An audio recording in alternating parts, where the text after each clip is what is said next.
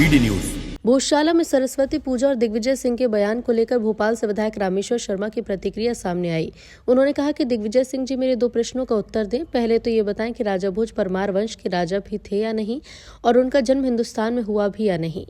अगर राजा भोज परमार वंश राजा थे और उनका जन्म हिंदुस्तान में हुआ था तो राजा भोज ने ही भोजशाला बनवाई।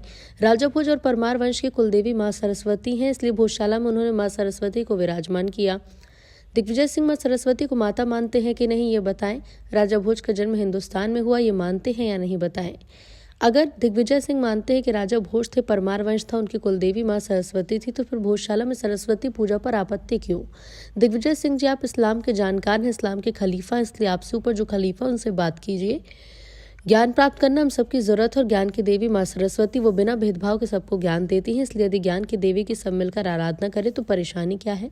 दिग्विजय सिंह इस समय सबसे ज्यादा इस्लाम के ज्ञानी हैं, इस्लाम के लोग उनकी बात मानते हैं और वो इस्लाम की बात मानते हैं, इसलिए अब देखना होगा कि कौन किसकी बात मानता है। दिग्विजय सिंह प्रश्नों का उत्तर देंगे, ऐसी उम्मीद है। सिंह जी से आग्रह पूर्वक कहना चाहता हूं कि दिग्विजय सिंह जी पहले 2 प्रश्नों का उत्तर दें।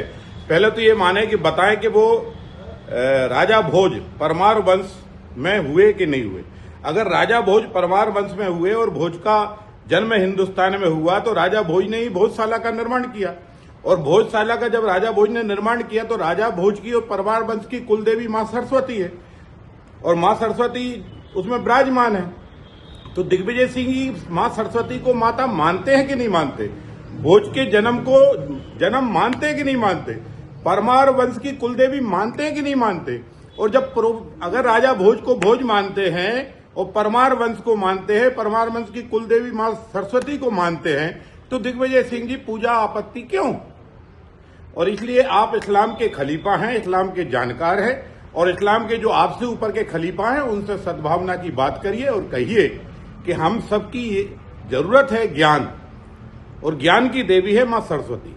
वो सबको देती है, हिंदू को भी, मुसलमान को भी, जो मांगे सबको ज्ञान देती है, और इसलिए इस ज्ञान की देवी की सब मिलकर अगर पूजा आराधना करें तो क्या परेशानी, क्या आपत्ति? और दिग्विजय सिंह इस समय सबसे ज्यादा ज्ञानी है इस्लाम के, और वो इस्लाम के लोग उनकी बात भी मानते हैं और वो भी बात इस्लाम की मानते हैं। तो अब देखते हैं कि कौन किसकी बात मानता है, और दिग्विजय सिंह जी हमारे प्रश्नों का उत्तर देंगे, ऐसे हम उम्मीद करते हैं।